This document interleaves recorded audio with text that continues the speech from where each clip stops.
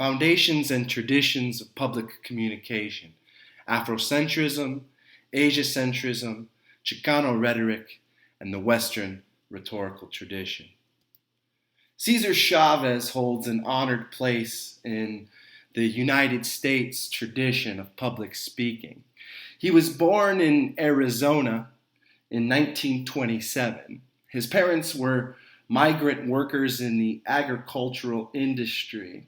At the time, migrant workers faced very meager wages, dangerous and unhealthy working conditions, long hours, exposure to pesticides, exploitation from their bosses, and they had no representation, no power, no voice. Cesar Chavez's life was a long struggle that improved countless other lives with better contracts, better wages, and new health and safety regulations. He's best known as a labor activist, founding the National Farm Workers Association in 1962. But he's also a dynamic and persuasive public speaker. In fact, he uses public communication in tandem with direct action in order for him to be successful. By public communication, I mean that he gives speeches to other migrant workers, raising their consciousness about their conditions. He debates with critics, and he speaks out over various different media to get his message to the American people. He also engaged in direct action, things like boycotts, strikes, and even hunger strikes. And these two things, public communication and direct action, worked together. It was through the public communication that he made the direct actions possible, and it was through the public communication that he explained the significance of the direct actions and publicized those direct actions to larger audiences. His probably most famous and celebrated action was the Delano grape strikes from 1965 to 1970. It began when he joined with already striking Filipino migrant workers. And it took a while, but ultimately they gained better conditions. In 1984, he gives a speech to the California Commonwealth Club that I want to show you here, just a clip of. He starts by talking about how the conditions of migrant workers in 1984 are still pretty bad. He says that 30% of garlic harvesters are underage children, and that their rates of malnutrition are 10 times higher than the average American child. He also points out that the average farm worker lifespan is 49 years compared to 73 years of the average American in 1984. So here's a little clip where he goes on to talk about his life's work. American. All my life, I have been driven by one dream, one goal, one vision: to overthrow a farm labor system in this nation that treats farm workers as if they were not important human beings. Farm workers are not agricultural implements. They are not beasts of burden to be used and discarded. That dream was born in my youth. It was nurtured in my early days of organizing. It has flourished. It has been attacked. I'm not very different from anyone else who has ever tried to accomplish something with his life. My motivation comes from my personal life, from watching what my mother and father went through when I was growing up, from what we experienced as migrant workers in California. That dream, that vision grew from my own experience with racism, with hope, with a desire to be treated fairly and to see my people treated as human beings and not as chattel. It grew from anger and rage, emotions I felt 40 years ago when people of my color were denied the right to see a movie or eat at a restaurant in many parts of California. It grew from the frustration and humiliation I felt as a boy who couldn't understand how the growers could abuse and exploit farm workers when there were so many of us and so few of them. I start here with Cesar Chavez because he represents to me the best of the American tradition of public speaking, a tradition that fights to improve the lives of others and to improve the effectiveness of our democracy. He shows us in his life's work and in his speeches that public speaking is an art form, that public speaking is advocacy, and that public speaking is a long, proud cultural tradition. And so today, we're going to discuss all three of those concepts.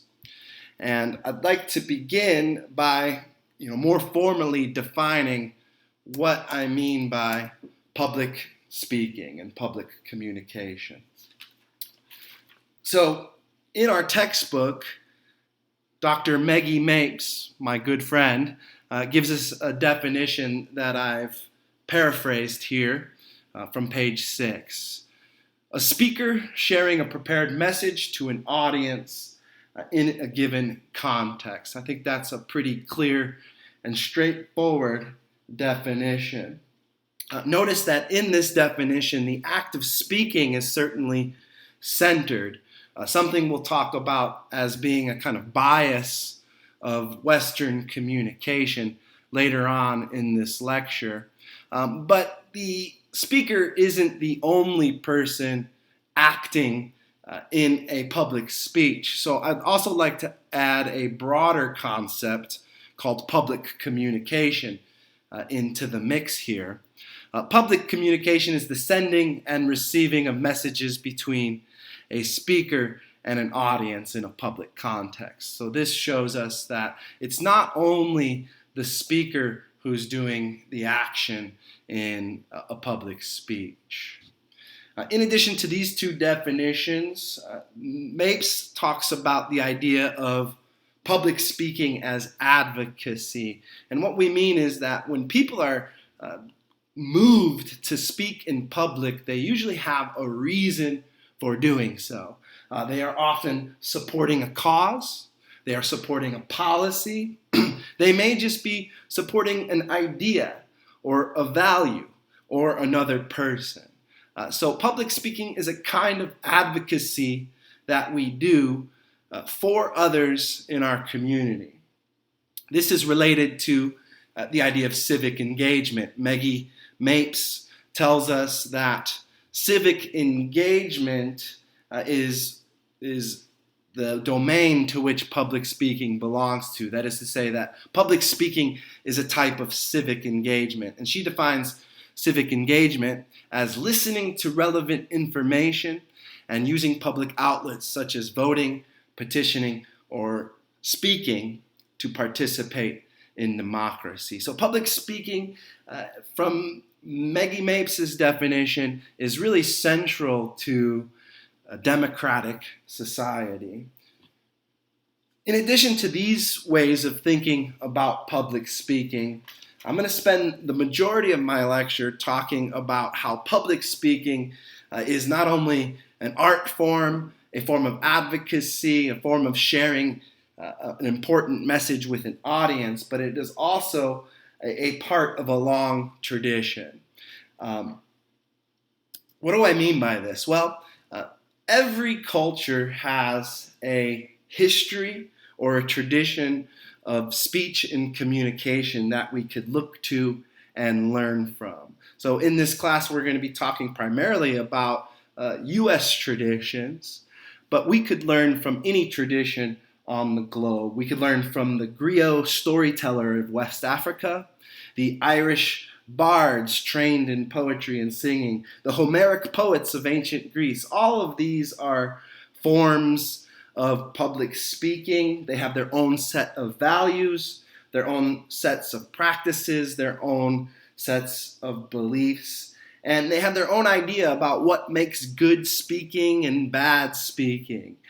So it is an art form and it is a cultural tradition. It has a kind of history and a memory to it, and each human tradition is unique in its own way. In the United States, we're greatly influenced by what people call the Western tradition. I want to talk a bit about what this term Western culture or Western tradition means. At one time, it did refer to a kind of cardinal location, a cardinal direction on a map. If you think of the Eurasian continent, of course, the west side of the Eurasian continent, where Europe is currently located, is to the west. So that's where we say Western cultures, we mean to the west of the Eurasian continent. Now we use that term more broadly, simply to mean cultures that have derived their traditions from the Greco-Roman and European sources. So that's the definition. And the United States is certainly a part of that tradition, as many of its people, much of its population comes from European heritage and has certainly brought that over here. But it's important to remember that the United States, from the very beginning and throughout its history, has always been a multicultural and pluralistic country. What do I mean? There are multiple cultures that have always existed here, each legitimate and each valuable in its own way. And we're pluralistic, meaning we accept the existence, the simultaneous existence of multiple traditions. I do think it's important to point out before I continue that these traditions aren't necessarily opposites from one another. They strike similar themes, they have similar values, so they're not completely distinct from one another, and they certainly share histories together. For example, Western culture is influenced by African cultures and Middle Eastern cultures, so it takes its roots from those cultures. So it's not that these are distinct cultures. They do overlap and intersect in certain ways, but they are unique and worth taking on their own. I just want to show you one more slide before I'm going to take a brief pause, and that is to introduce the 4 traditions that I will be talking about in the next video. And then I'm going to pause here, and we'll pick up here in the next video.